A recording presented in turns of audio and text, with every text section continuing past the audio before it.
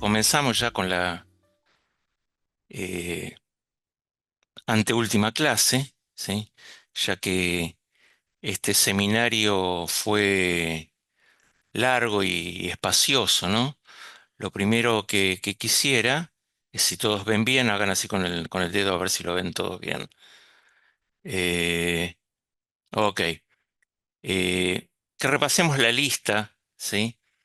De algunos temas que vimos en estos, ¿sí? En estos encuentros. En todos estos encuentros, ¿no? Lo primero que vimos fue las exequias de Scholem, cuáles fueron las razones por lo cual no hubo palabras en alemán en su despedida, deben recordar, siendo que Scholem escribía y publicaba en alemán, llegando a ser uno de los escritores más leídos en la ensayística de su generación en ese idioma, ¿sí? Y vimos la tensión política y cultural entre Israel y Alemania. Eh, en otro encuentro vimos introduciéndonos en la mística del siglo XX, ¿sí? Cuáles son las diferencias entre lo que se llama cabalá académica y la cabalá oculta, los supuestos falsos cabalistas, las relaciones complejas y ambivalentes entre investigadores y ocultistas, ¿sí? Mística y antisemitismo, vimos algunos ejemplos. Seguimos con los primeros pasos, infancia y juventud de Scholem, ahí empezamos con la biografía, las tensiones hogareñas en un hogar que adscribía varias lealtades identitarias, ¿sí? Y el tema de cuántas biografías existen sobre Scholem, especialmente con un personaje que no amaba sus propias biografías, ¿sí? O por lo menos ocultaba parte de ellas. Eh, la literatura epistolar, ¿sí? Eh, la carta como un modo sutil y peculiar de conocer personalidades, corrientes ideológicas, usos y costumbres, amigos, etcétera. La admiración de Scholem por Walter Benjamin, ahí entramos, ¿sí? A un tema que nos fue caro e importante. La trascendencia de Benjamin en la vida de Scholem, y ya nos metimos en eh, el encuentro anterior, la relación Scholem-Arendt, que duró varias décadas, atravesando periodos de colaboración y de absoluta divergencia, productos de sus formaciones y visiones, o sus diferencias políticas e ideológicas. Vimos algunas cosas que Hannah Arendt trabajó en su comienzo, ¿sí? Los salones de Berlín, sí, los salones literarios de Berlín, el concepto de asimilación, paria y parvenu, eh, el trabajo de rescate de los libros de la Shoah que vimos la semana pasada, su impacto en la Argentina. Y bueno, ahora estamos entrando al último encuentro sobre el género epistolar desarrollado por Gershon Scholem, y vamos a ingresar, ¿sí? Déjenmelo llamar así, al último round sobre la correspondencia entre Scholem y Hannah Arendt, y vamos a comenzar viendo justamente esta foto, ¿sí? Con el tema del juicio a Adolf Eichmann, ¿sí? Como todos, como muchos deben saber, después de la Segunda Guerra Mundial, el criminal de guerra nazi Adolf Eichmann huyó de Austria hacia la Argentina, donde vivió bajo el nombre de Ricardo Clement. En mayo de 1960, agentes del Servicio de Seguridad israelí, lo que se llama el Mossad, ¿sí? Atraparon a Eichmann en nuestro país, en Argentina, lo llevaron a Jerusalén para enjuiciarlo ante una corte israelí, ¿sí? No vamos a entrar en este detalle que generó un fuerte debate en la prensa argentina e internacional, si se violó la soberanía argentina o no. Eso es un tema, ¿sí? Que no corresponde a este espacio analizarlo, pero siguiendo, ¿sí? Comenzó el juicio. Si podemos pasar al slide número 3, Laura. Aquí vemos algunos artículos de la prensa sobre el tema en general y sobre el juicio, ¿sí? Eichmann declaró desde una cabina de cristal a prueba de balas, eh, sin la menor intención de golpes bajos. Yo quisiera que tengamos una noción de la escenificación del juicio, ¿sí? El año pasado yo estuve en Jerusalén y con motivo de la búsqueda de datos biográficos sobre Gershon Scholem, estuve en el lugar donde se hizo el juicio, que es la casa del periodista, se llama ahora. No sé si en esa época se llamaba así. ¿Sí? Y de los cientos de testimonios, yo quisiera que veamos solo este. No recuerdo si está traducido al inglés, pero los invito a ver el, eh, el testimonio.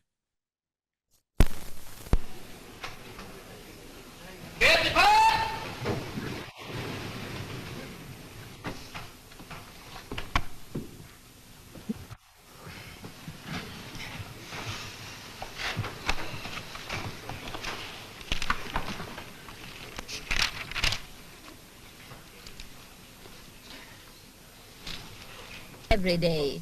And once you returned and had hidden pieces, lumps of sugar, Try to get hold of food and the to guard bring into the simply ghetto for the discovered these children. lumps One of sugar. לא בכל יום. Not every day we were permitted to go out to work. There were days we were permitted not. שיסו אותנו, הביאו אותנו אל הבור, כבר היינו ערומים. אבי לא רצה We were driven up to the grave, this shallow dugout. And these garments were torn off his body, weren't they? When it came our turn, our father was beaten. We prayed, we begged with my father to undress, but he would not undress. He wanted to keep his underclothes. אמרו לו להתפשט, לא רצה להתפשט כל בגדיו. He did not want to stand naked. היכו בו קשות ולא רצה. באופן הרוב גיריס. And then they tore And then it they off. tore off the clothing of the old man and he was shot. I saw it with my own eyes. And then they took my mother and she said, let us go before her. They caught mother and shot her too. And then there was my grandmother, my father's mother, standing there. She was 80 years old and she had 2 children in her arms. Ok, hasta ahí. Simplemente para que, si lo podemos parar, ahí está. Simplemente para que entiendan, ¿sí?, la dinámica del juicio, en donde se hablaba varios idiomas, que ya lo vamos a ver. Pero este es el lugar y la escena específica, ¿sí?, de una mujer que está dando testimonio de cómo era tratada en los campos de concentración y exterminio. Bueno, el juicio de Eichmann, como ya dije, despertó el interés internacional, trayendo las atrocidades, ¿sí?, nazis a la vanguardia de las noticias del mundo. Los testimonios de los sobrevivientes de la Shoah, especialmente de los combatientes de los guetos, ¿sí?, como una de las famosas combatientes llamada Tzivia Lubetkin, combatiente del gueto de Varsovia, generaron justamente gran interés, y el juicio condujo a una nueva oportunidad en Israel, ya que existía una cultura que los sobrevivientes, por un lado, no hablaban del tema por el trauma, ¿sí?, o porque algunos sectores de la sociedad israelí les recriminaba a los sobrevivientes que se habían entregado como corderos al matadero, ¿sí?, por el hecho de no haber habido una resistencia mayor, ¿sí?, real contra los nazis. Bueno, en definitiva, hasta los años 60 el país enfrentaba un capítulo traumático. Vamos al slide número 5, Laura querida. Acá vemos al Procurador General de Israel, Gidon Hausner, ¿sí?, que está de pie, y firma una acusación contra Eichmann por 15 cargos, incluyendo crímenes contra el pueblo judío y crímenes contra la humanidad. Eh, eh, a mí me une una familiaridad con Guidon Hausner, era pariente de mi madre. Eh, bueno, vayamos al slide número 6, ¿sí? Para citarnos históricamente en las acusaciones, después de la conferencia de Wannsee en enero de 1942, que fue la reunión en donde se decidió lo que se llamó la solución final, es decir, el aniquilamiento total de los judíos bajo el régimen nazi, ¿sí? Y aquí vemos la villa, ¿sí? Am Großen Wannsee, ¿sí? En donde, la gran villa de Wannsee, en donde se celebró la conferencia de Wannsee. Eichmann coordinó las deportaciones de Alemania y de otras partes de Europa occidental y meridional y norteña a los campos de exterminio, ¿sí? Eichmann planificó la deportación detalladamente, trabajando con otras agencias alemanas, como por ejemplo la agencia de trenes, determinó cuál sería la deportación apropiada de los judíos y se aseguró que su oficina, ¿sí?, se beneficiara de los activos confiscados. También coordinó la deportación de 10.000 gitanos, de homosexuales, etcétera, etcétera. Vamos al slide número 7. Eichmann también fue acusado por ser miembro de organizaciones criminales, ¿sí?, como las tropas de asalto, la SA, el Servicio de Seguridad, el famoso SD y la Gestapo, ¿sí?, las cuales ya habían sido declaradas organizaciones criminales en el año 1946, en el veredicto del juicio de Nuremberg. Y como jefe de la sección de la Gestapo para asuntos judíos, Eichmann coordinó con el jefe principal de la Gestapo, Heinrich Müller, ¿sí?, un plan para expulsar a los judíos de Alemania a Polonia, lo cual fijó el patrón para las deportaciones futuras, ¿sí? Por eso y por otros cargos más, Eichmann fue encontrado culpable y condenado a muerte. El 1 de junio de 1962, Eichmann es ahorcado, su cuerpo fue cremado y las cenizas fueron esparcidas en el mar, más allá de las aguas territoriales de cualquier país, ¿sí? Pero volviendo a nuestro plano, ¿sí?, como ya dije, este juicio concitó el interés mundial. Vamos al slide número 8. Muy bien. Entre las cosas que, ¿sí?, han sido conocidas o que concitaron el interés mundial, se encuentra la revista The New Yorker, ¿sí? ¿Y qué es la revista The New Yorker? Es una revista semanal eh, estadounidense de crítica cultural, de ensayos, reportajes de investigación y de ficción. Sin ir más lejos, la semana pasada salió una nota de John Lee Anderson en The New Yorker, haciéndole un reportaje, sí, haciendo una semblanza, eh, un perfil de Milei, ¿no? Es decir, la revista sigue con toda la fuerza. Aunque se concentra, ¿sí?, eh, preferentemente en general la revista de New Yorker a, a las cuestiones de la vida cultural de Nueva York, The New Yorker tiene una amplia audiencia fuera de esta ciudad debido a la calidad de sus periodistas, ¿sí? Yo estoy inscripto en la revista y es muy interesante. Eh, a mediados del siglo XX, The New Yorker fue la que popularizó lo que se llamó el género de relato corto como una forma literaria. Y este detalle es muy interesante porque The New Yorker, ¿sí?, es una de las pocas revistas que cuenta en su staff hasta hoy día con la figura de un verificador, ¿sí? ¿Qué es un verificador? Es alguien que se encarga de analizar cada uno de los datos que van a ser publicados con el fin de no cometer errores o publicar noticias falsas, es decir, de no comerse juicios, ¿no? Asegurando así una, una información más fiable, según ellos, y de mayor calidad. Vamos al slide número 9. En 1961, The New Yorker envía a una reportera a cubrir el juicio de Adolf Eichmann, ¿sí?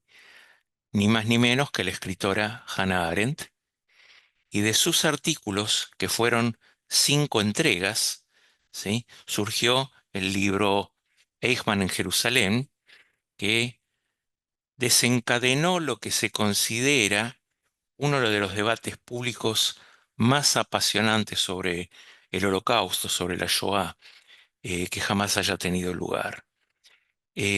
Vamos al slide número 10.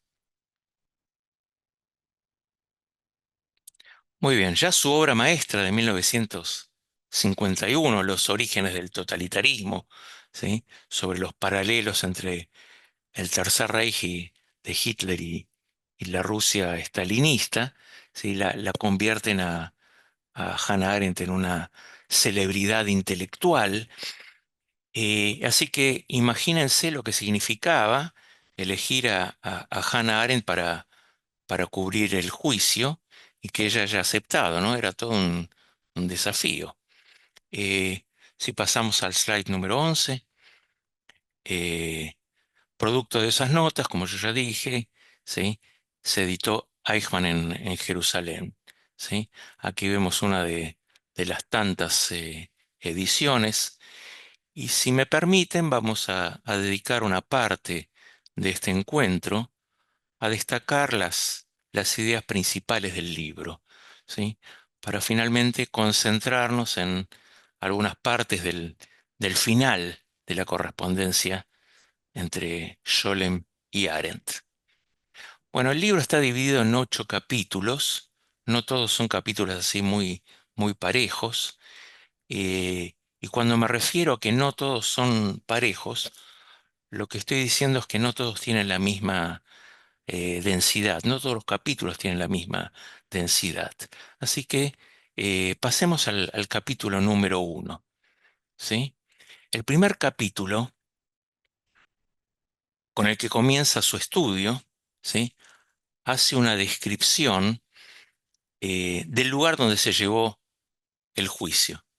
El lugar, ¿sí? En ese momento se llamaba Beit Ha'am, la casa del pueblo, ¿sí? Lo vemos en pantalla. Era una suerte, y sigue siendo una suerte de centro de convenciones muy pequeño, ¿sí? Eichmann se encuentra ante 3 jueces, y debido a que el juicio es en Israel, todo el proceso, como vimos, debe traducirse de manera simultánea, ¿sí? En auriculares. Según Arendt, ¿sí? El francés es muy bueno, el inglés es llevadero y el alemán es pésimo, ¿sí? Slide número 13. Arendt señala la falta de influencia cultural ejercida por los judíos alemanes en Israel, cosa que ya lo hemos destacado en nuestro primer encuentro, ¿sí? A pesar del papel descomunal que desempeñaron en la formación del movimiento sionista, ¿sí? Y si recuerda, ahora cierra, ¿sí? El esquema de por qué, entre otras razones, dedicamos ese tema al primer encuentro de este seminario sobre Scholem. Eh, Vamos al slide número 14. Vemos nuevamente que Eichmann se sienta en una cabina de cristal, ¿sí? El resto de la sala del tribunal está ocupada por su abogado, el fiscal y 4 abogados auxiliares de la acusación y el público, ¿sí? Arendt expresa admiración por los 3 jueces, especialmente, vamos al slide número 15, por Moshe Landau, ¿sí? El juez presidente, el primero de la izquierda. eh, Ella observa que los tres jueces nacieron y se educaron en Alemania, ¿sí? Arendt le da crédito a Landau por evitar que el juicio se convirtiera en un juicio espectáculo, a pesar de, ¿sí?, lo que ella dice, la evidente teatralidad de los procedimientos. Arendt cree que David Ben-Gurión, quien era el primer ministro de Israel, tenía en mente un juicio ficticio. ¿Qué quiere decir esto? Que David Ben-Gurión quería llevar a juicio al nazismo y representar un juicio contra el sufrimiento del propio pueblo judío, ¿sí? Y también quiere que las preguntas filosóficas abstractas y más amplias de la Shoah, dice Arendt, sean el centro del juicio, ¿sí? ¿Cómo pudo suceder? ¿Cómo pudo acontecer esto? Guidon Hausner, el fiscal, el de la derecha, todo según Arendt, ¿no?, cumple este deseo haciendo declaraciones teatrales y dando conferencias de prensa, ¿sí? Pero Landau se asegura de que los procedimientos sean justos y se ajusten al protocolo legal. Eh, Aquí Eichmann, según Arendt, eh, no está siendo juzgado por crímenes de guerra. Es lo que ella dice, que la Shoah, el holocausto, está en juicio. Y no solo el holocausto, dice Arendt. El caso principal de la fiscalía consiste en probar que Adolf Eichmann fue el nazi de más alto rango cuya única responsabilidad fue el exterminio de los judíos. Vamos al slide 16. El propósito del juicio, dice Hannah Arendt, es enseñar al mundo sobre el holocausto y también mostrar que los judíos, una vez víctimas, ahora pueden administrar su propia justicia.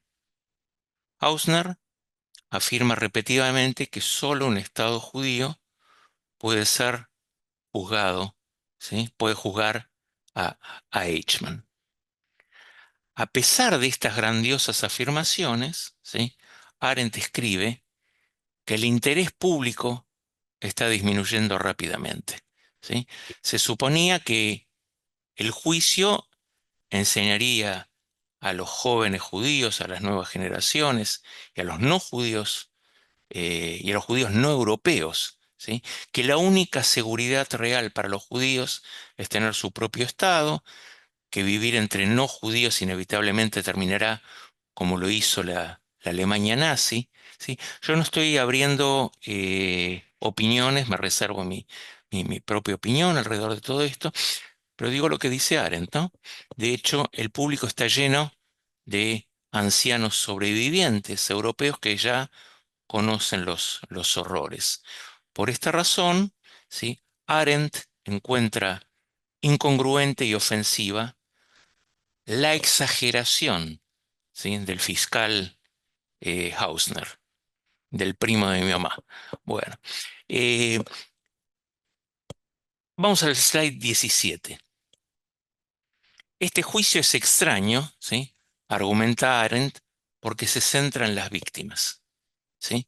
Los juicios, ya sean reales o ficticios, generalmente se enfocan en el perpetrador, buscan establecer lo que hizo y castigado por ello.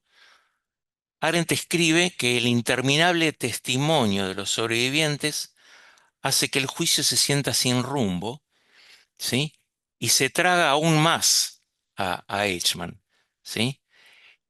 Porque su abogado defensor, a quien vemos en pantalla, el doctor Robert Servatius, ¿sí?, se niega a cuestionar todos los testimonios de la acusación, ¿sí? Si el juicio está destinado a ser un juicio espectáculo, dice Arendt, entonces ha fracasado, ¿sí? Así argumenta Arendt. Vamos al slide 18.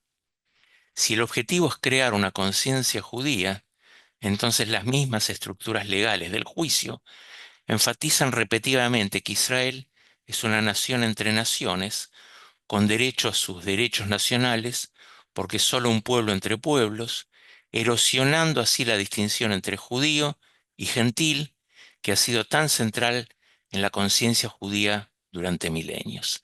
Vamos al slide 19. Si el objetivo es mostrar la fuerza judía, eso se ve socavado, dice Arendt, por las repetidas historias de judíos que no muestran resistencia a la erradicación nazi. ¿Sí? Arendt observa que es bastante difícil ver por qué los judíos no resistieron. El nazismo trabajó para erradicar la humanidad de sus víctimas antes de que fueran asesinadas, para que sintieran que merecen ser asesinados. Toda resistencia a esta deshumanización se encontró con represalias brutales. Y vamos al slide número 20. Arendt también ve con escepticismo el objetivo del juicio de mostrar la complicidad del mundo árabe con el nazismo. ¿Sí? Ella siente que esto siempre ha sido obvio, mientras que la fiscalía usa guantes de seda cuando se trata de la Alemania occidental. ¿Sí? Alemania occidental paga millones de dólares en la ayuda a Israel, ya lo habíamos visto esto, ¿no? Y su relación diplomática es buena.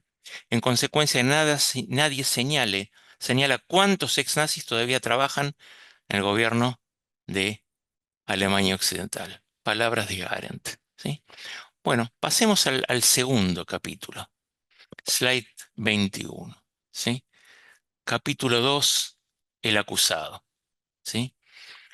Eichmann es un miembro de alto rango de la SS, de las SS, ¿sí? Cuyo trabajo consistía en organizar la deportación de judíos a los campos de exterminio. Como ya dijimos, Eichmann enfrenta un juicio por 15 cargos de crímenes contra la humanidad. Eichmann se declara inocente. ¿Sí? La defensa alude ampliamente a la dificultad de corregir errores históricos en un tribunal, ya que todo lo que hizo Eichmann era técnicamente legal. ¿Sí? Es decir, si los nazis hubieran ganado la guerra, Eichmann hubiese sido condecorado. ¿Sí? La propia posición de Eichmann es diferente de la de los abogados de la defensa. ¿Sí? Afirma Eichmann que nunca había matado a nadie. Eichmann nunca dio una orden para matar a nadie, según él. Y la fiscalía no puede probar que lo hizo. ¿Sí? Vamos al slide 22.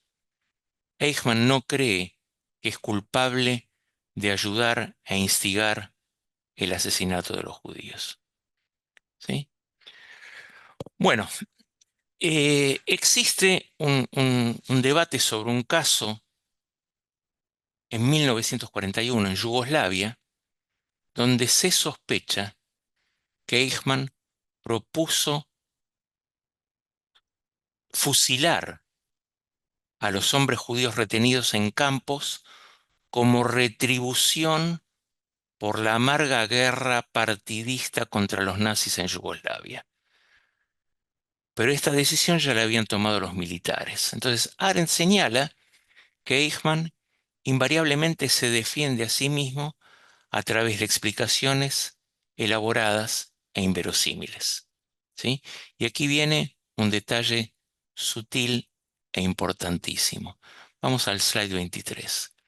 No sentía culpa interna por lo que había hecho, dice Hannah Arendt. Solo se habría sentido culpable por no cumplir con su deber, es decir, de enviar a millones de personas a la muerte. Y sigue la historia, ¿sí? Eichmann afirma no ser antisemita. Y los psicólogos que lo examinaron, ¿sí? Descubrieron que su estado psíquico era normal. Arendt cree en Eichmann, ¿sí? Y dice lo que dice en pantalla. El problema, afirma, es que el Tercer Reich redefinió totalmente lo que significaba actuar normalmente, ¿sí? Solo Los forasteros y las excepciones en el Tercer Reich eran plenamente conscientes del horror moral de lo que estaban haciendo y lo vieron como un crimen, ¿sí? Entonces vamos al slide 25. Este es, los anormales eran normales, ¿sí? Bueno, Arendt arma un bosquejo biográfico de Eichmann, ¿sí? Eichmann nació en Rumania. Desde su juventud, Eichmann no logró distinguirse y le fue mal en la escuela secundaria. Tampoco pudo terminar la escuela vocacional y trabajó durante un tiempo como vendedor de aspiradoras, ¿sí? Eh, Durante su tiempo como vendedor en Linz, en Austria, Eichmann tuvo una aventura con una mujer judía, algo que menciona para demostrar su falta de odio personal hacia los judíos. Luego, en 1933, el mismo año en que Hitler toma el poder en Alemania, lo trasladan a Salzburgo, cambio que no le gustó, y en abril de ese año un amigo, Ernst Kaltenbrunner, quien luego va a convertirse en el jefe de la Oficina de Seguridad del Reich, describió con entusiasmo las oportunidades de desarrollo profesional que ofrecen las SS, ¿sí? En todo momento, Arendt señala las perspectivas típicas de la clase media baja que Eichmann ofrece sobre su propia vida, ¿sí? La importancia otorgada a la carrera, al progreso, el sentimiento de vergüenza asociado a un descenso en el estatus social, el énfasis en la membresía como un signo de estatus. Vamos al slide 26. Eichmann parecía no tener conocimiento ni inclinación especial hacia la filosofía política del nazismo.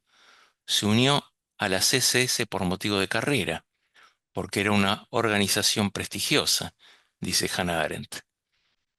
Pasemos al capítulo 3, slide 27. ¿Sí? Un experto en la cuestión judía.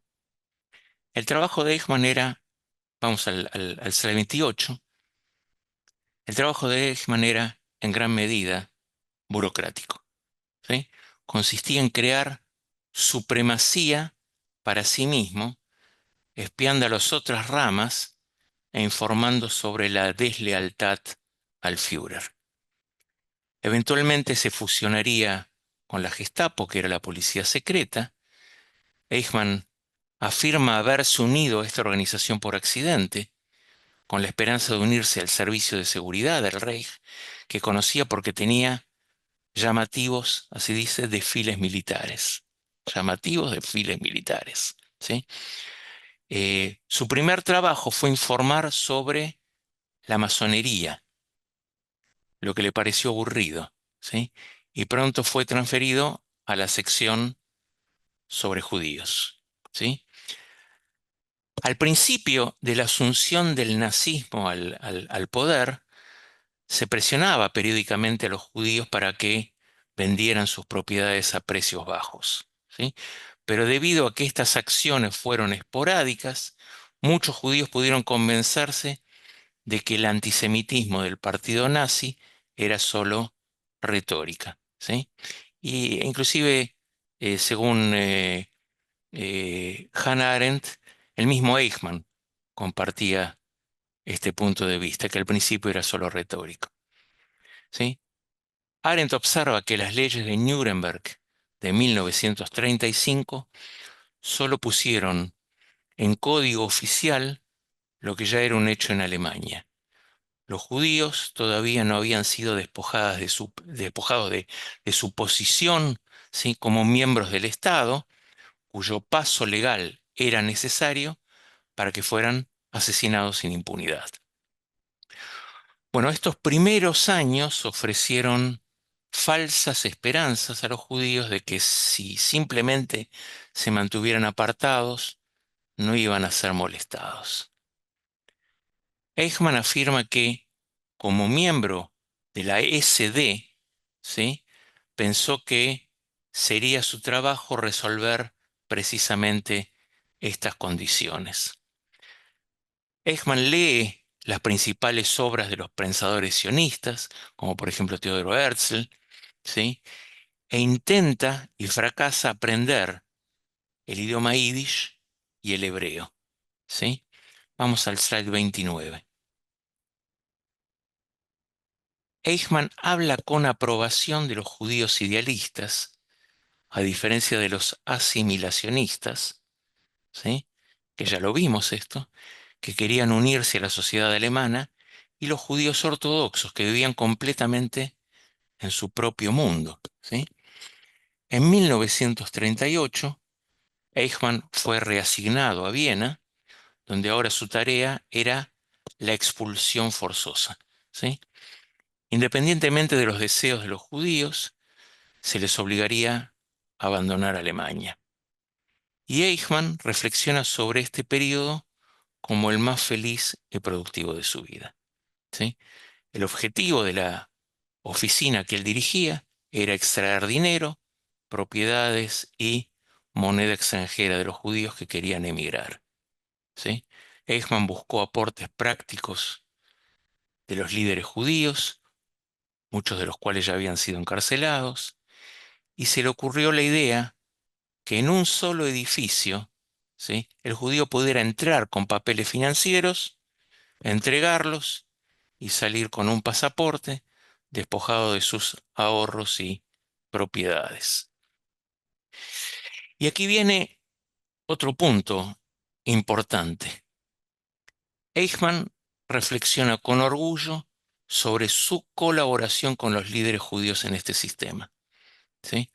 Arendt nota justamente el orgullo que siente Eichmann por su sistema burocrático, ¿sí? Señala que Eichmann cree que ha tratado humanamente a los judíos con los que trabajó al trabajar junto con ellos, ¿sí?, para hacer que este sistema, ¿sí?, funcione sin problemas.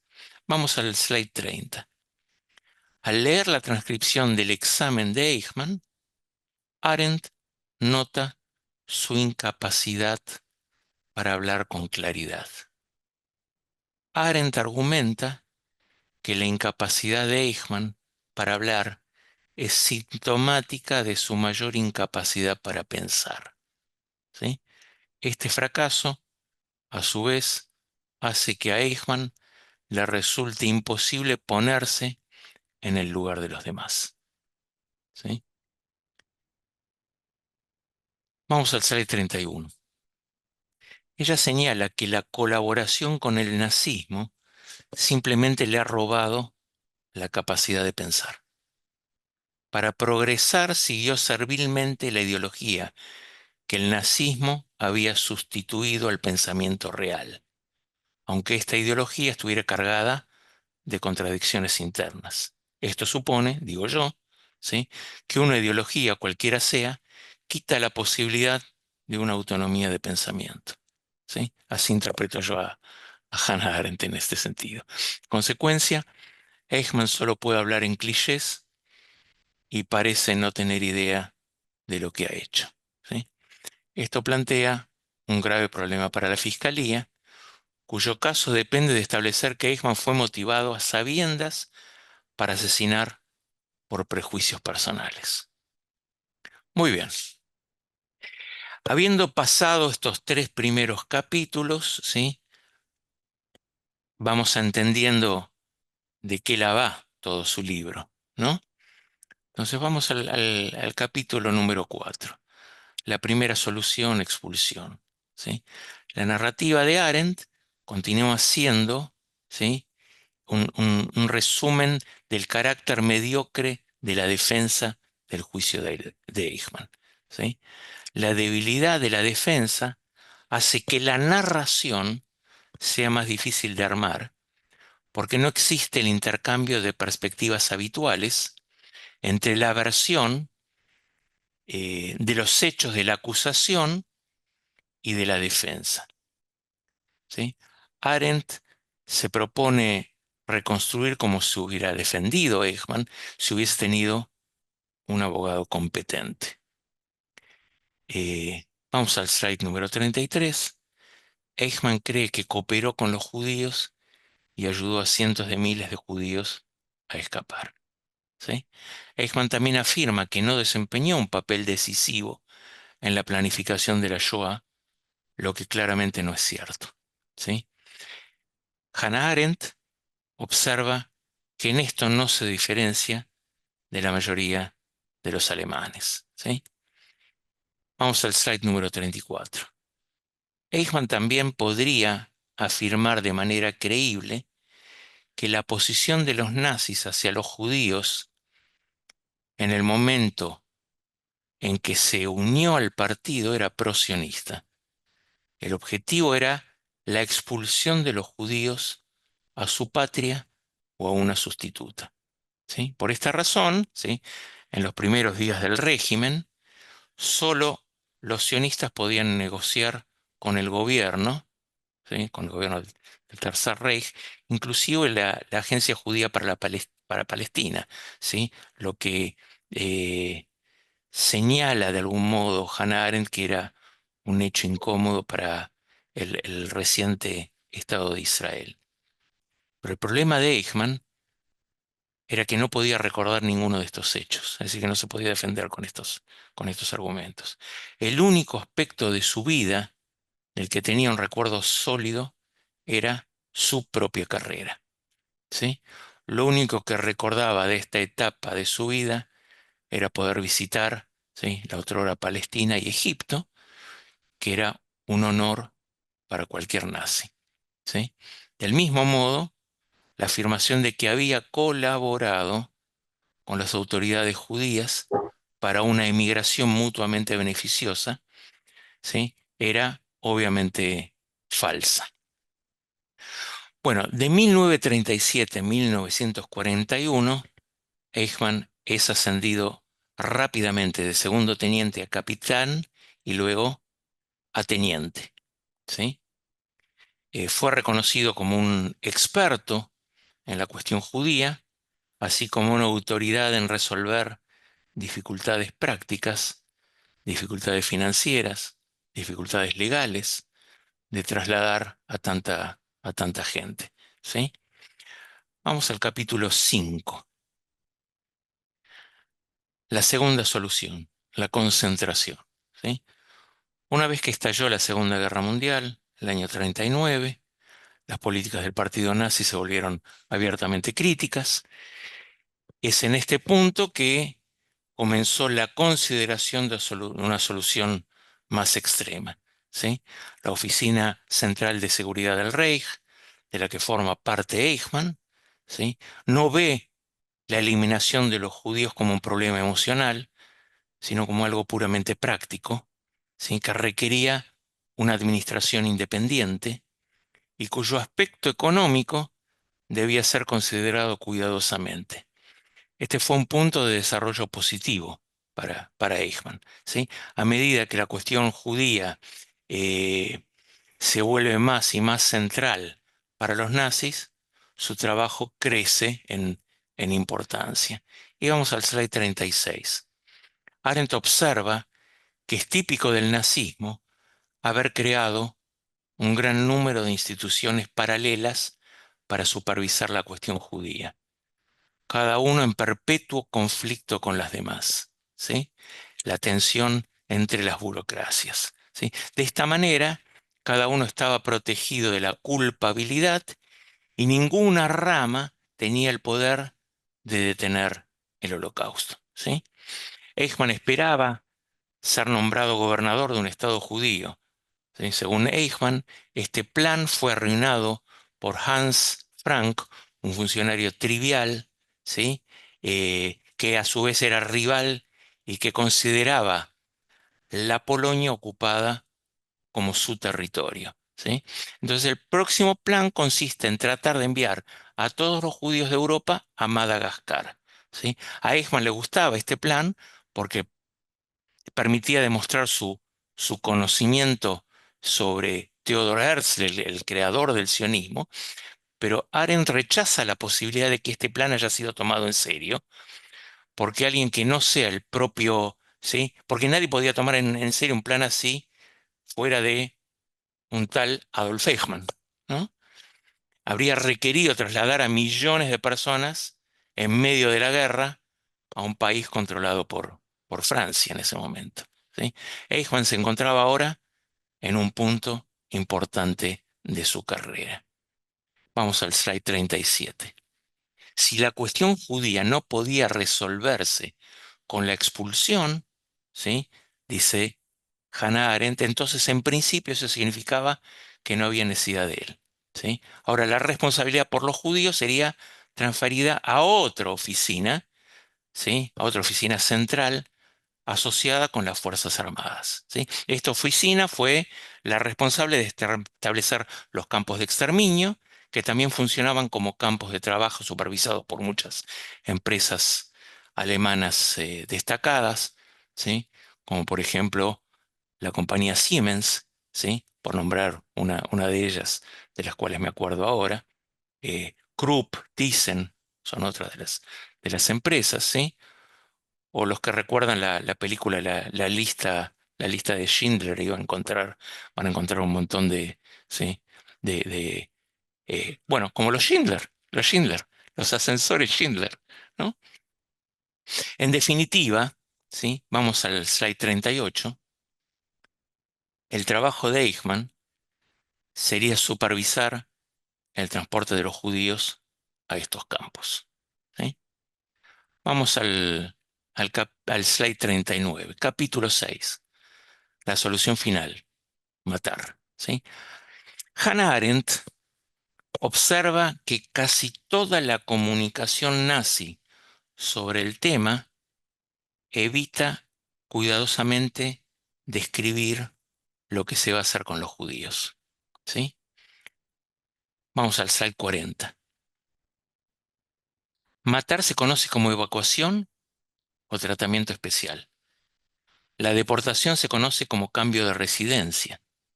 Esto se hizo, especula Arendt, no solo para mantener al mundo a oscuras sobre lo que se estaba haciendo, sino también para mantener el orden entre las enormes burocracias que se crearon para manejar estas tareas. ¿Sí? Vamos al slide 41 y ya estamos casi concluyendo, ¿no? El propósito, ¿sí? La conferencia de Wannsee, propósito de la conferencia de Wannsee era planificar la solución final en toda Europa. Es decir, la decisión política de determinar, ¿sí? Con los judíos y los mejores métodos de matar, ¿sí? La conferencia fue un momento de gran logro personal para Eichmann, porque le presentó la oportunidad de mezclarse con sus superiores, dice Hannah Arendt, ¿sí? Aquí escuchó Eichmann, según Hannah Arendt, que las personas más respetadas de Alemania discutían la muerte de 11 millones de judíos como algo deseable y factible en la práctica, y Eichmann rápidamente dominó la experiencia necesaria para organizar los transportes, ¿sí? A los centros de exterminio, y mientras lo hacía, los expertos legales del régimen nazi establecieran, ¿sí? Lo que se llamó el marco legal para despojar a los judíos de sus derechos legales como ciudadanos, ¿sí? Convirtiéndolos en personas que no pertenecen a ningún Estado, ¿sí? Recuerden lo que habíamos visto la vez pasada de paria y parvenu, ¿no? Y aquí nos encontramos con otro tema dificilísimo sobre el cual Hannah Arendt es terriblemente cuestionada, ¿sí?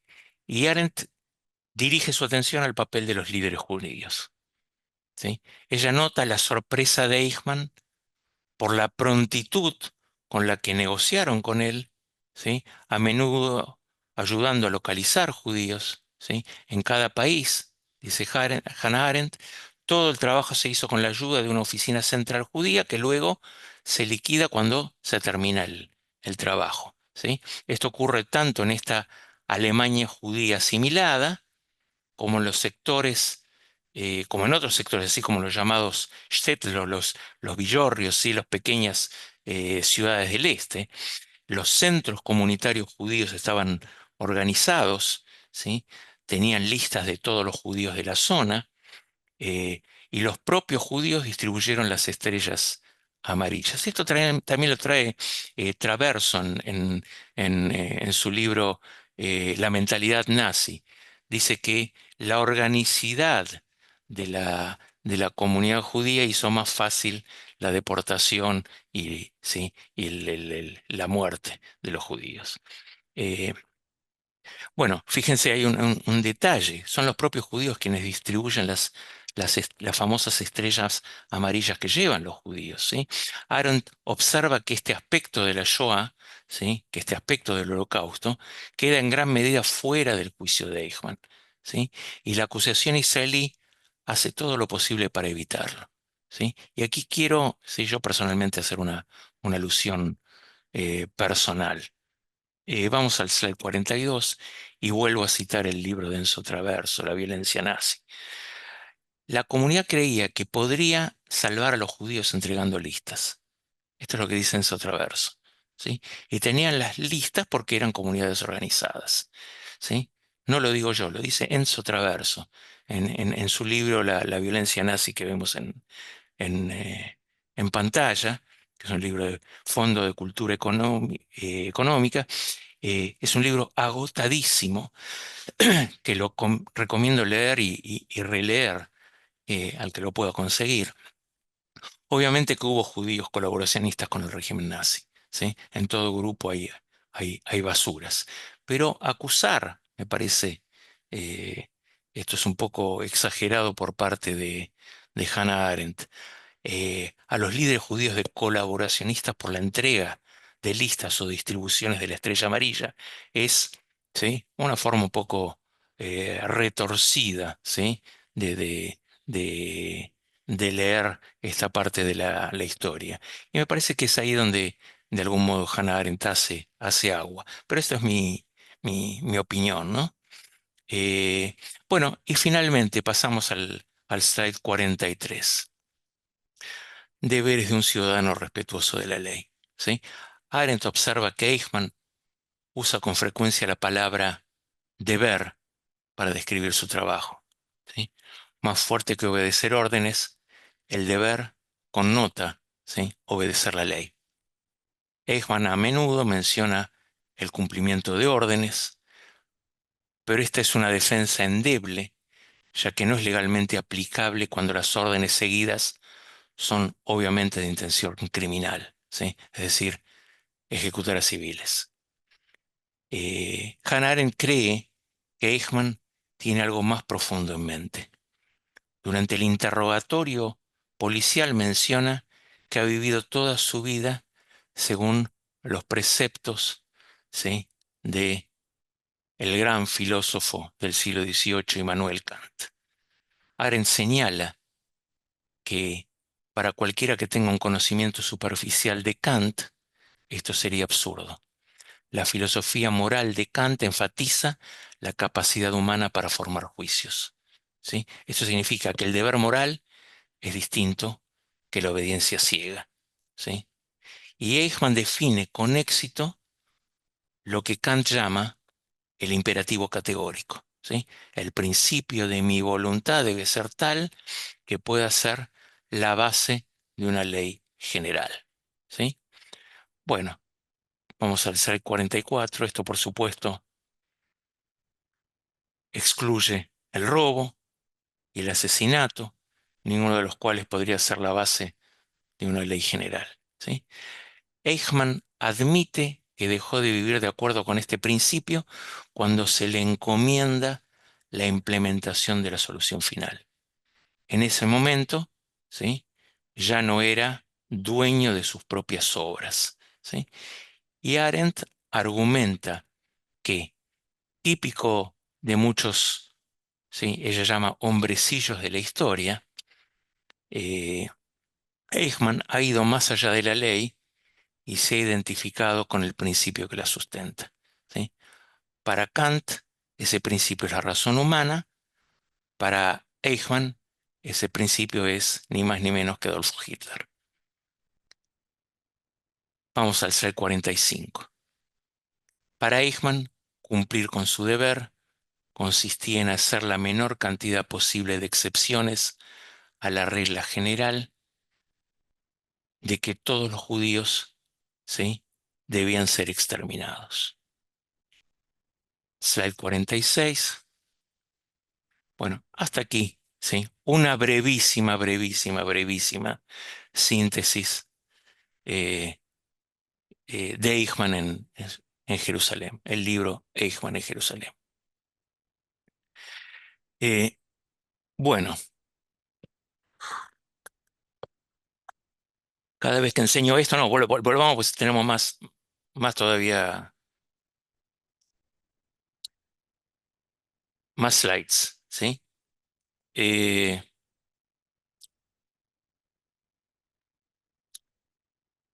el libro produjo un gran revuelo, ¿sí?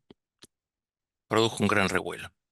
Aunque en realidad el revuelo se inició ya con la publicación de sus artículos en The New Yorker, que fueron contestados en, ¿sí?, reseñas estereotipadas, verdaderos alegatos y requisitorios contra la persona de Arendt, ¿sí?, que aparecen simultáneamente en Alemania, en Israel y en los Estados Unidos.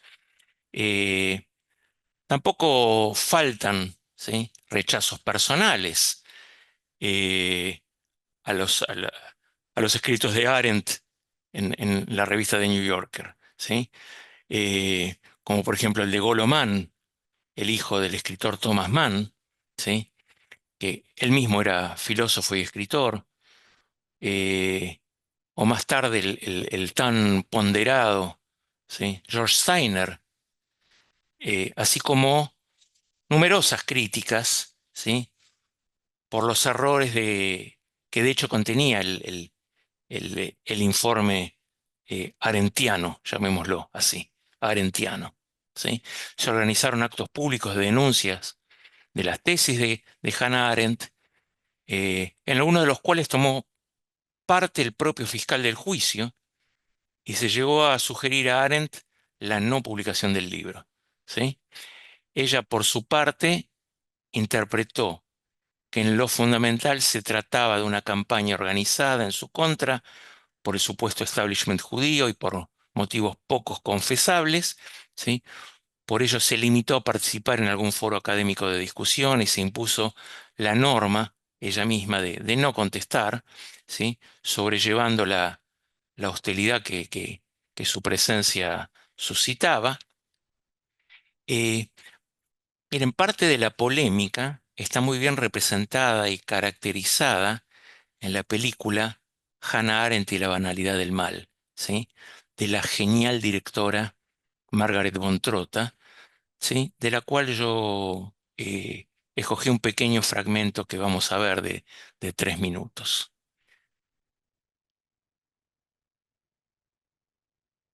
Cuando el New Yorker me encargó que cubriera la información del juicio a Adolf Eichmann, yo supuse que el tribunal tenía un solo objetivo: cumplir las exigencias de la justicia.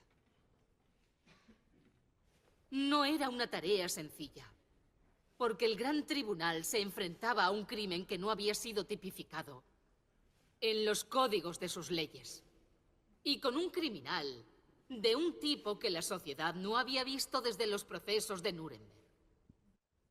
Aún así, el tribunal quiso definir a Eichmann como a una persona enjuiciada por sus actividades. No tenían la intención de juzgar el sistema, ni la historia, ni ningún ismo, ni siquiera el antisemitismo, tan solo a la persona. El problema vino cuando el nazi Adolf Eichmann rechazó insistentemente cualquier acusación que tuviera que ver con lo personal, como si no tuviera nada por lo que pudiera ser o castigado o perdonado. Él protestaba una y otra vez ante las acusaciones del fiscal diciendo que él nunca había llegado a hacer nada por iniciativa propia, que jamás había tenido intenciones de ningún tipo, buenas o malas, que él solamente había cumplido órdenes. Este argumento, habitual de los nazis, demuestra claramente que el mal más grande del mundo puede ser cometido por cualquiera. Y que para hacerlo no es necesario tener ningún motivo, o fuertes convicciones, o corazones crueles, o intenciones malévolas. Basta simplemente con negarse a ser persona. Y por eso a este fenómeno he querido llamarle la banalidad del mal. Señorita Arendt, está olvidando lo más importante de la polémica, que habrían muerto menos judíos si sus líderes no hubiesen cooperado con los nazis. Esta cuestión que se llegó a plantear en el juicio me obligó a concretar el papel de los líderes judíos que participaron directamente en las actividades de Eichmann. Usted culpa al pueblo judío de su propia exterminación. Yo nunca he echado la culpa al pueblo judío. Era imposible resistirse. Pero tal vez exista algo que esté entre la resistencia y la colaboración. Y solo en ese sentido estoy diciendo que quizás algunos de los dirigentes judíos podían haber actuado de otra manera. Es importantísimo plantearse todas estas cuestiones. Muy bien, hasta ahí, hasta ahí. Volviendo al tema, ¿sí? Hannah Arendt contestó las decenas de cartas no insultantes, ¿sí? De entre los cientos que llegaron ¿sí? a su domicilio, había una, ¿sí? de estas cartas no ofensivas que destacaba muy singularmente entre otras. Y se pueden imaginar la carta de quién es, la carta de Gershom Scholem. Esta carta y la respuesta de Arendt pasó a formar prácticamente parte de la historia del libro que hemos visto, ¿sí? Así que vamos a este par de cartas, de la cual eliminé algunos párrafos que no me parecieron importantes, ¿sí? Vamos al slide 48. Gracias, Laura. Querida Jerusalén, 23 de junio del 63, querida Hannah, han pasado 6 semanas desde que recibí tu libro. Vamos ¿sí? al anterior todavía. Han pasado 6 semanas. Vamos al C48, ¿sí? Tranquila.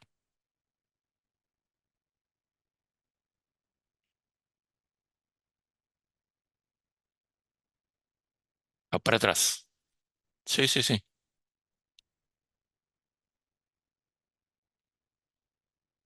48. Muy bien. Era solo para destacar, querida Hannah. Así dice la carta. Han pasado 6 semanas desde que recibí tu libro sobre el proceso Eichmann, y si te escribo con tanta demora se debe a que solo ahora he encontrado el tiempo necesario para hacer un estudio serio de él. Te diré que no he entrado en la cuestión de la exactitud histórica y fáctica de las muchas afirmaciones que tú haces. A juzgar por tu tratamiento de aspectos del problema que sí me son familiares, creo que tu libro, dice Scholem, no está exento de errores y distorsiones. Pero la cuestión de la exactitud de los hechos será sin duda abordada por otros de tus críticos, no te van a faltar, y no es central, dice Scholem, a la crítica que yo quisiera hacerte. Vamos al slide 49. Tu libro gira en torno a 2 polos, el de los judíos y sus actitudes en los días de catástrofe, y el de la responsabilidad de Adolf Eichmann. ¿Sí? Y sigue diciendo así: yo he dedicado, como sabes, buena parte de mi tiempo a examinar la cuestión judía y he estudiado una cantidad nada despreciable de literatura al respecto. Como cualquier otro observador de los acontecimientos, Sé muy bien lo complicado y grave que es todo el problema, lo poco reducible, lo poco transparente. Sé que hay aspectos de la historia judía, y apenas me ocupo de otra cosa desde hace más de 40 años, que están más allá de nuestra comprensión. De una parte, un apego a las cosas de este mundo que es casi demoníaco. De otra, por otra parte, una inseguridad fundamental en la orientación en este mundo. Esa inseguridad que debe oponerse a la seguridad de los creyentes, dice, de los que, lástima, tu libro tiene muy poco que decir. También ha habido debilidad, aunque una debilidad tan entreverada de heroísmo que no es fácil desenredarlos, y vileza y afán de poder. Pero todas estas cosas han existido desde siempre, y raro hubiese sido que en los días de catástrofe no hubiesen hecho de nuevo aparición. Salto la carta, todavía no pasemos al próximo slide. Eh, Carecemos de la perspectiva necesaria, que es la única que hace posible algún tipo de objetividad, y no podemos sino carecer de ella. Con todo, las cuestiones no se dejan soslayar. Ahí está la cuestión que nos lanza a la cara las nuevas generaciones jóvenes de Israel. ¿Por qué se dejaron matar así? Como tal cuestión me parece que tiene profunda justificación, y a ello no encuentro ninguna respuesta lista para formularse. Vamos al slide 50. En todos los momentos decisivos de tu libro, sin embargo, solo se habla de la debilidad de la postura judía ante el mundo.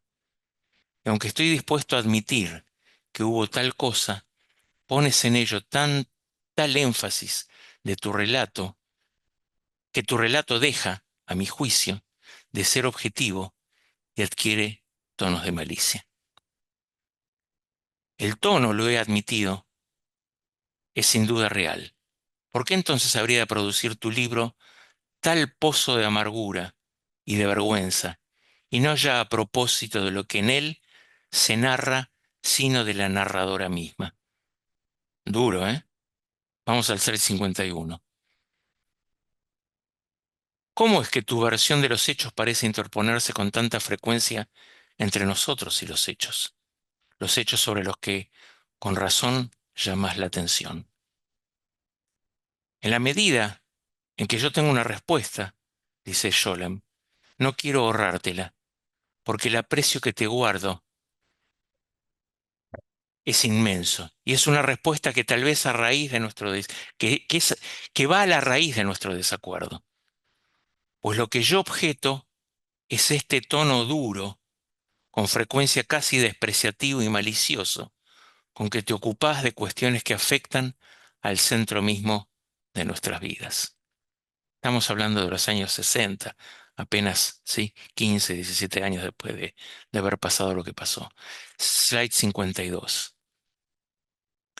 En la tradición judía hay un concepto difícil de definir, pero de suficiente concreción, que conocemos como Ahavat Israel, amor al pueblo judío. En ti, querida Hannah, como en tantos intelectuales provenientes de la izquierda alemana, no queda ya rastro de él. Una controversia, como la que pretendes en tu libro, me parece requeriría, permíteme la expresión, la forma de tratamiento más anticuada, la más circunspecta, la más severa, precisamente por los sentimientos que la propia cuestión suscita. Vamos al slide 53. La cuestión del asesinato de un tercio de nuestro pueblo, y yo te considero en todo como una hija de nuestro pueblo, y de ninguna otra forma, ¿sí? Por ello, dice, no guardo la menor simpatía hacia ese tono, que recoge bien el término inglés. Fíjense cuál es el término que utiliza, slide 54. Flippancy. Flippancy quiere decir ligereza, ¿sí? Así, liviandad, que con tanta frecuencia aparece en tu libro. Resulta inimaginablemente inadecuado a la cosa misma de la que hablas. Verdaderamente no había sitio en ocasión como esta para lo que solo puedo describir con esta comedida palabra alemana. Vamos al slide 55. Herzentakt, ¿sí? Delicadeza. ¿Está bien dicho? ¿Está bien traducido, Laura? ¿No sería tacto del corazón? Es por eso, no es delicadeza, es aquello que tiene un tacto propio del corazón. Yo Sí. diría más bien como amorosidad, Amorosidad. eh, Sí, claro, claro, porque es claro. lo Sí, que obra como el core, como el corazón, como el sí, meat. sí, sí, sí. Mm. Y sigue diciendo, puedes tomarte a broma esta palabra, ¿sí? Pero espero que no lo hagas, pues lo digo con toda seriedad. Vamos al 56. De los muchos lugares en tu libro en que la eché en falta y que me han herido, ninguna expresa mejor lo que quiero decirte que tu cita, tomada sin comentario de una fuente nazi, relativo al tráfico de los brazaletes con la estrella de David en el gueto de Varsovia. Ciertamente, dice, el registro de sufrimiento de nuestro pueblo carga con numerosas figuras dudosas que merecerían un castigo justo o que lo han recibido ya. ¿Cómo podría ser de otro modo en una tragedia de tan terrible magnitud? Sigue, slide 57. Pero hablar de todo ello en un tono tan absolutamente inadecuado, en beneficio de esos alemanes en cuya condena el libro alcanza mayor elocuencia que en lamentar el destino de tu propio pueblo, esa no es la forma de aclarar la escena de la tragedia. Slide 58. En tu tratamiento del problema de cómo reaccionaron los judíos a esas circunstancias extremas por las que ninguno de nosotros dos hemos pasado, detecto con demasiada frecuencia, en lugar de un juicio equilibrado, más bien un cierto propósito demagógico de afirmar demasiado. ¿Quién de nosotros puede decir hoy qué decisiones debieron haber tomado en tales circunstancias esos patriarcas judíos que dirigían las comunidades, o como queramos llamarlos? Yo he leído al respecto tanto como tú y aún no lo sé, pero de tus análisis tampoco obtengo ninguna seguridad de que tu saber esté mejor fundado que mi no saber. ¿Sí? Existieron, dice, sigue diciendo, los Judenrat, ¿sí? Los consejos judíos, por ejemplo. Y sigue el slide 59. Y dice así, en ellos había auténticos cerdos, en los Judenrat, y había santos. ¿Sí? Sobre ambos tipos he leído mucho. Y entre los unos y los otros hubo mucha gente como nosotros, obligados a tomar terribles decisiones en circunstancias que no podemos siquiera empezar a reproducir o a reconstituir. No sé si fueron correctas o incorrectas. No pretendo juzgar. Yo no estaba allí. En los campos se degradaba sistemáticamente a seres humanos, a los que se obligaba, como tú misma dices, a colaborar en su propio exterminio y asistir a las ejecuciones de sus compañeros presos. Slide 60. Se sigue de ello que la distinción entre víctimas y verdugos se había difumado. ¡Qué perversión! Y tendríamos que confesar, dice en la carta, parece que los propios judíos tienen su parte en estos actos de genocidio.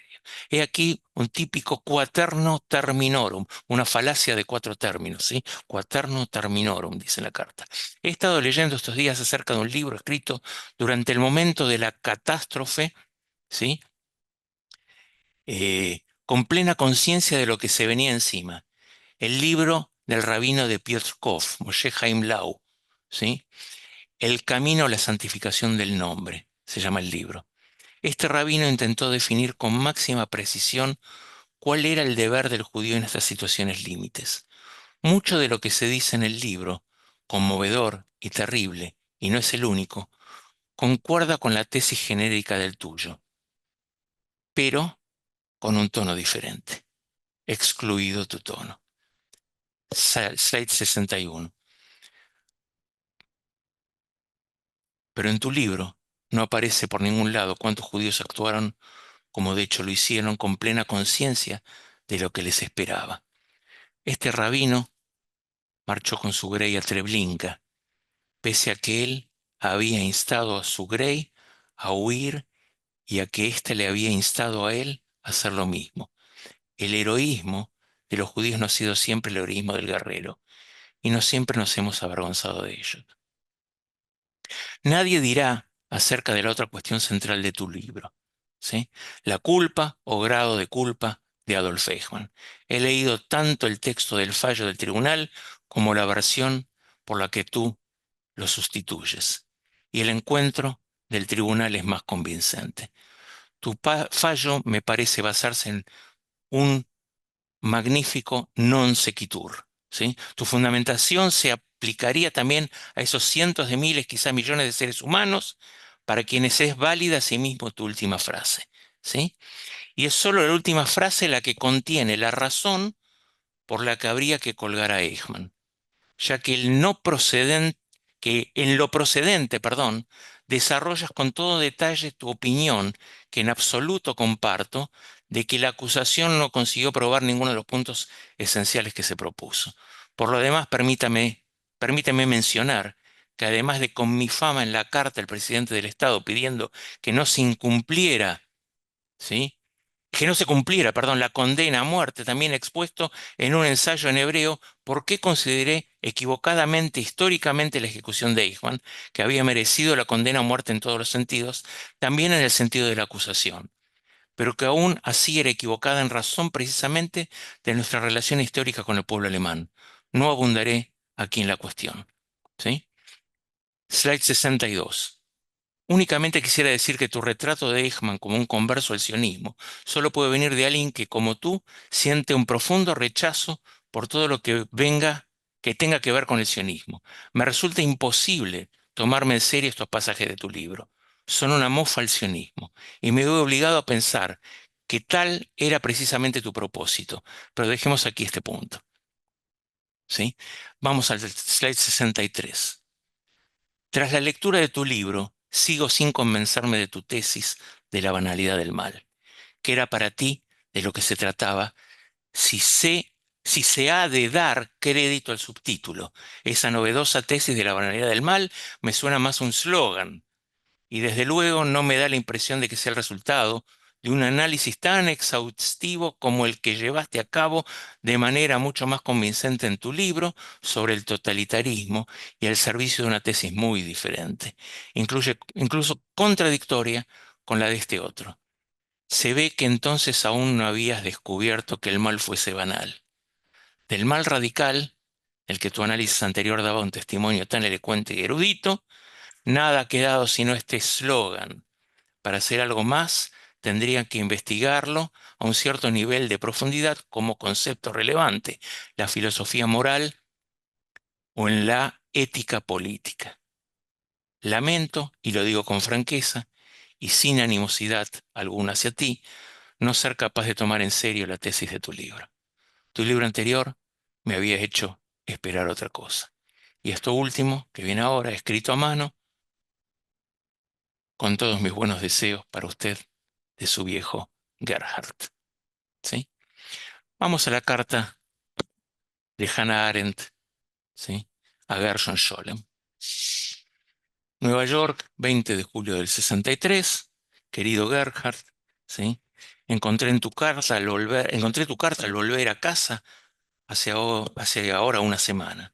Cuando se ha estado 5 meses afuera, puedes imaginarte la situación. De hecho, te escribo en el primer momento de calma, y por ello mi respuesta no es quizás tan elaborada como debiera serlo. En tu carta hay ciertas afirmaciones que no son discutibles, ya que son sencillamente falsas. Permíteme que empiece por ellas a fin de pasar luego a las cuestiones que sí merecen discutirse. ¿Sí? Slide 66. Yo no pertenezco, dice Hannah Arendt, a los intelectuales provenientes de la izquierda alemana. esto tú no podrías saberlo, ya que no nos conocimos en nuestra juventud. Es un hecho de que en modo alguno me enorgullezco y que en cierto modo me resisto a destacar, en particular desde la época del macartismo en este país, ¿sí? Estados Unidos. Yo llegué tarde a comprender la relevancia de Marx, pues en mi juventud no me interesó ni la historia ni la política. Slide 67. Si acaso provengo de alguna parte, si acaso provengo de alguna parte, es de la tradición de la filosofía alemana, ¿sí? Eh, Vamos al slide 68. Siempre he considerado mi condición judía no uno de los datos incontrovertibles de mi vida, y acerca de tales facticidades nunca he deseado cambiar nada ni rechazar nada, ¿sí?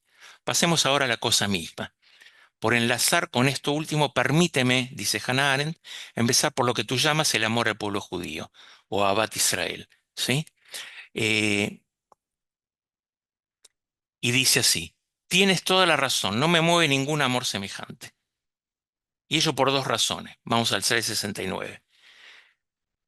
Primero, porque nunca en mi vida he amado a ningún pueblo o colectivo, al pueblo alemán ni al francés, ni al americano tampoco, a la clase trabajadora o a nada de ese orden. En realidad, y solo amo a mis amigos, y el único amor que conozco, ¿sí? Y en el que creo, es el amor a las personas. En términos generales, el papel del corazón en la política me parece algo altamente cuestionable, ¿sí? Y sigue diciendo: eh, sabes tan bien como yo con cuánta frecuencia a quienes se limitan a informar de hechos poco agradables se les reprocha no tener alma, ¿sí? No tener corazón, o carecer de eso, de lo que vos llamás, ¿sí? Herzlichkeit, ¿sí? Era esa la palabra. Herz, Herzlichkeit, eh, ¿sí? Delicadeza de corazón.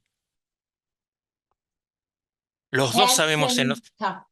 Herzentakt. Herzentakt, Takt. Herzentakt, Takt. tacto del corazón, ¿sí?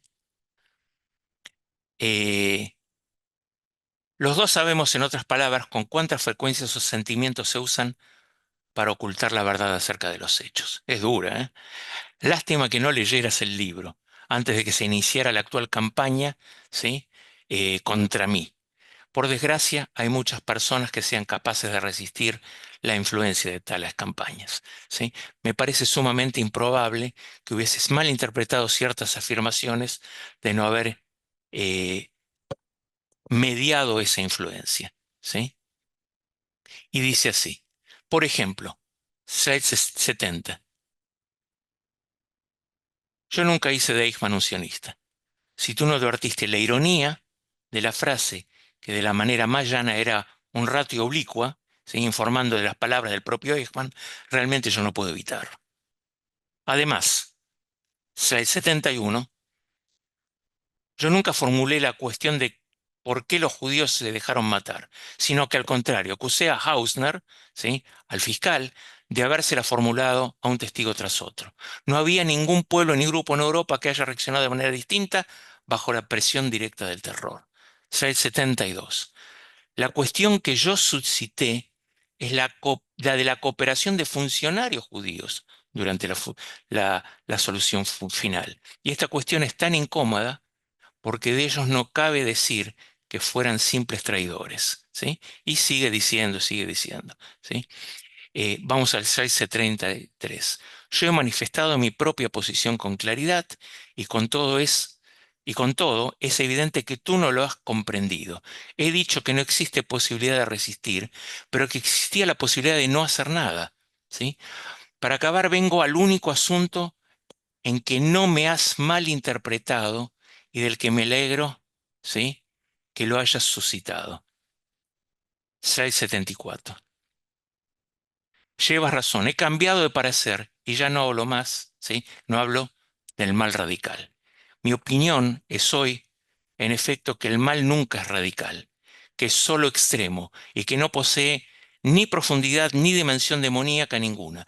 Puede proliferar y arrasar el mundo entero precisamente porque se extiende como un hongo en la superficie. Desafía el pensamiento, dice Arendt, ¿sí? Porque el pensamiento trata de alcanzar alguna profundidad, de ir a la raíz. y en el momento en que se ocupa del mal, se ve frustrado porque ahí no hay nada. Tal es su banalidad. Solo el bien tiene profundidad y puede ser radical, pero no es este el lugar de tratar seriamente acerca de estas cuestiones, ¿sí? Y finalmente, slide 75. Propones que tu carta se publique y me consultas si tengo algo que oponer. Mi consejo sería no trasladar la carta a la tercera persona. El valor de esta controversia estriba en su carácter epistolar, es decir, en el hecho de que esté informada por la amistad personal.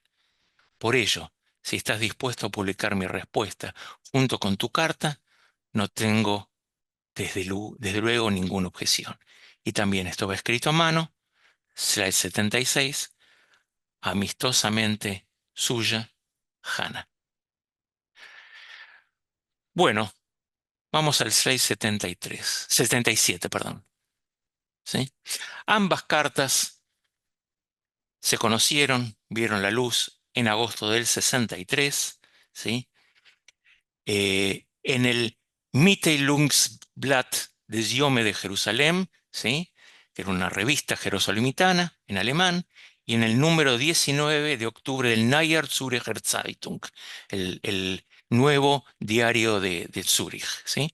Lo publicado difería en pequeños detalles de los respectivos originales que hemos leído, ¿sí? Debido a la supresión de alusiones y a personajes contemporáneos que yo también los obvié, ¿sí? Cada una de las cartas se publicó luego por separado, ¿sí? En distintas ocasiones, al calor de la polémica generada, ¿sí? Y ambas coincidieron en una edición inglesa, ¿sí? En una revista que se llama Encounter 22, Encuentro 22, en enero del 64, ¿sí? Eh, Arendt preparó la traducción inglesa, ¿sí? De su respuesta, con leves variaciones. Y bueno, hasta aquí el encuentro de, de hoy y el final de la, ¿sí? Literatura epistolar. Vimos que es un tema denso, ¿sí? Un tema polémico, un tema difícil. Y en la próxima vamos a meternos, ¿sí? La próxima, último encuentro, sobre algunas de las investigaciones cabalísticas de Gershon Scholem. Scholem es conocido por eso, ¿no? Por las investigaciones cabalísticas, y yo lo obvié prácticamente en todos nuestros encuentros, pero me parece que sería eh, una falta de respeto intelectual no dedicar la última clase a sus investigaciones sobre la Kabbalah. Bueno, hasta aquí el encuentro de hoy, eh, y la próxima seguimos sí, con sus encuentros sobre la Kabbalah.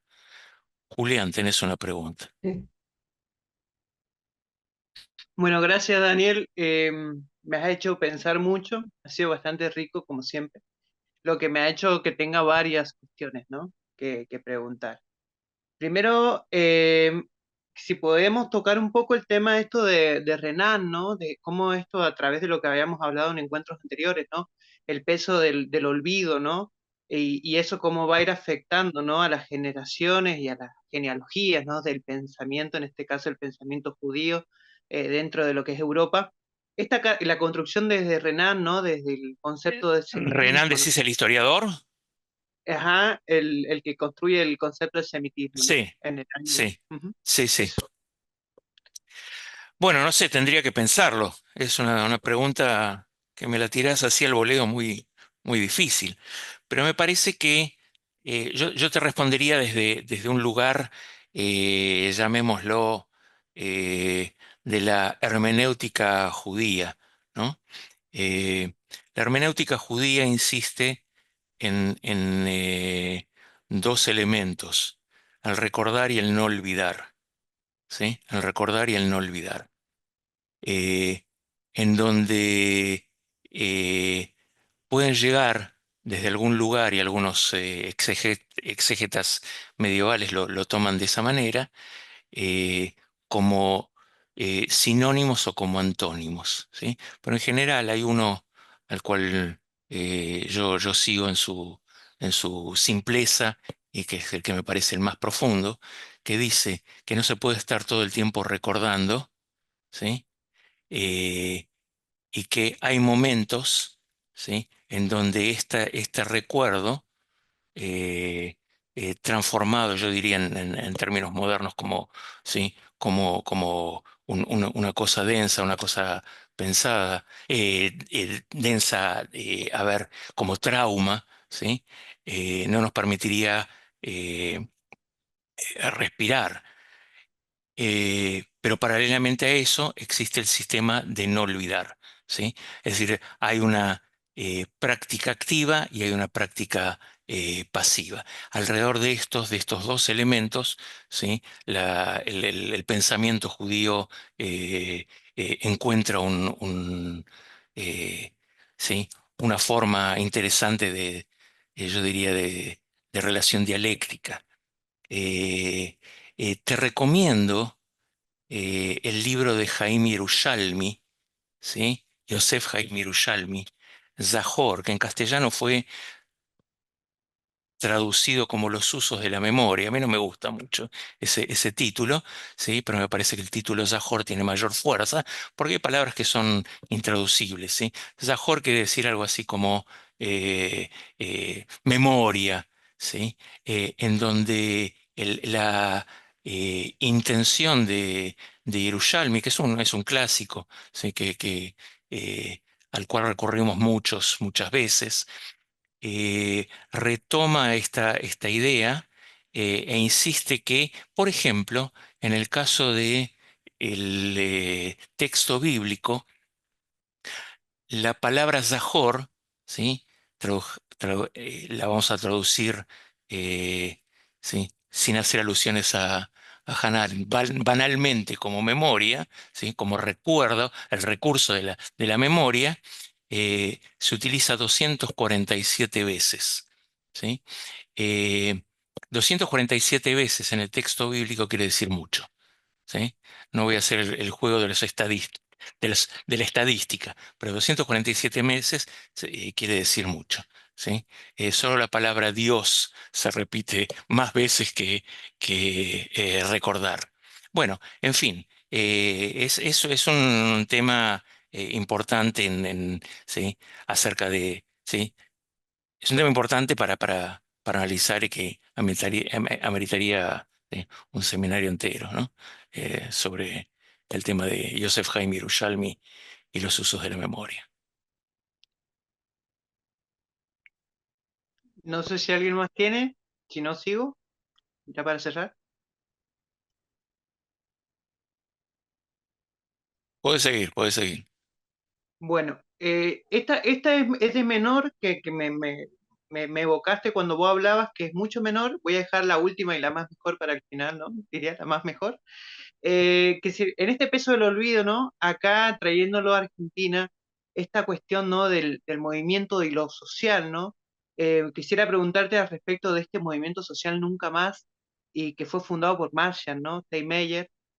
No sé eso, si me puedes dar precisiones, porque yo lo tengo presente, pero no sé muy bien cómo fue ese, ¿no? Esa memoria al respecto, ¿no? De ese movimiento social. Bueno, también, yo publiqué un libro sobre el tema, no lo tengo acá. Si no hubiésemos ensayado que vos me preguntes esto y yo te muestro el libro, ¿sí? Pero publiqué un libro hace varios años, son del siglo XXI, ¿sí? Ser judío en la década del 70, eh, que, bueno, trabajo entre otras cosas ¿sí? Algo de la biografía del rabino Meir.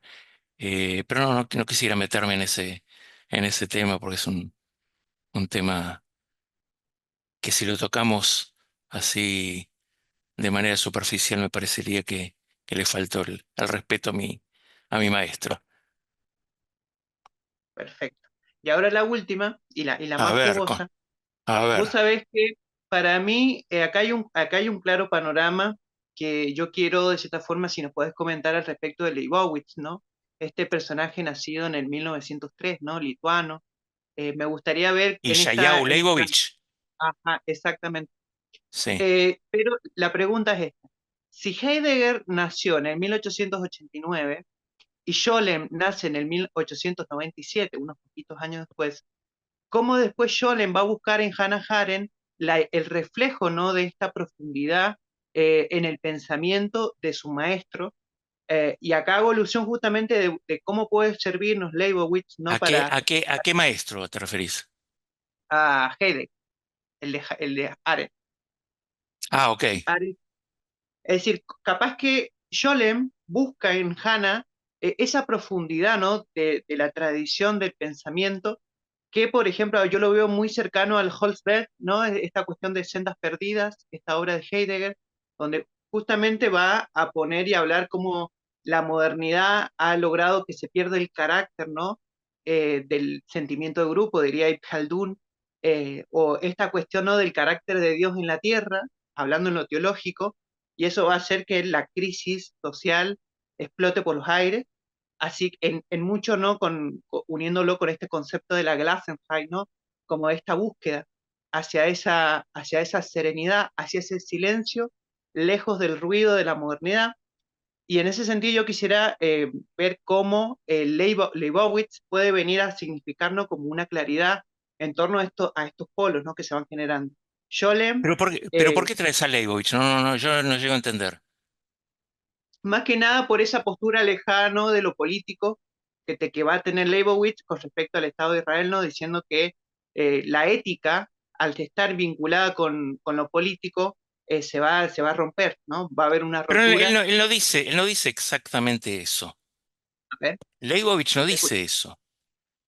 Yo estudié a Leibovich, pero Leibovich va a sostener eh, una cuestión que trasciende el, el- el tema. Digamos, Leibovich, sin quererlo, sin intentarlo, ¿sí?, es el verdadero ideólogo de una ortodoxia, ¿sí?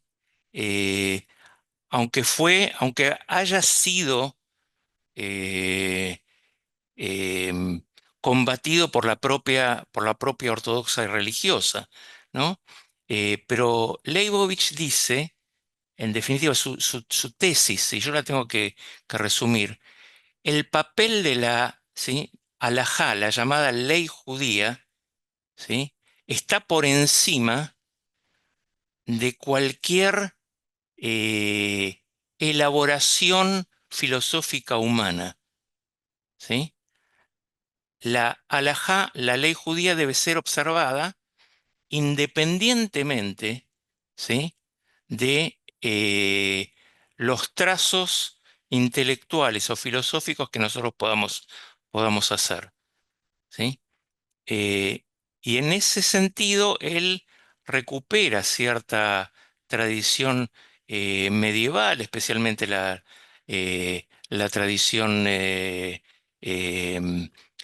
Maimónides, ¿sí?, que va a sostener justamente eh, la no libre interpretación del texto bíblico o sí, de los textos, llamamos textos sagrados, eh, porque no interesa el carácter ético de los textos sagrados.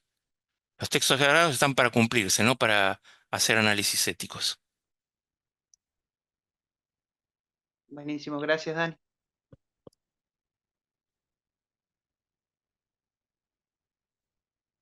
Bueno, eh, Buenísimo. si, si les parece bien, Ujú. nos vamos a encontrar la próxima viendo ya el último capítulo sobre eh, los estudios místicos de Scholem. En general, todo el mundo está esperando, ¿sí?, que cuando se habla de Scholem se hable de Kabbalah, ¿sí? Y es lo último que nosotros vamos a hablar, ¿sí? Es lo mínimo que Pero nosotros vamos a hablar, porque la vida de Scholem me parece mucho más rica que simplemente ¿sí?, sus investigaciones. totalmente. Y toda la correspondencia, es decir, Sí, el sí, peso sí, de la correspondencia que aportaste sí, sí, sí, es sí, realmente... sí. Ahora piensen que es el mayor investigador, ¿sí?, de estudios, de lo que se llama de los estudios místicos. Así que si su vida fue así, imagínense, ¿sí? Sobre lo que no vamos a hablar de él, ¿no? Que es mucho Claro, mayor de lo que hablamos. sí. Bueno, nos vemos el Bueno, próximo Dani. martes. Sí, recuerden que es el martes que viene, ¿eh? Tenemos 2 semanas seguidas, es decir, el 17. ¿Sí? Bueno, Dani, Ok, muchísimas gracias. Buena tarde para todos, buenas noches y gracias a todas y a todos por estar.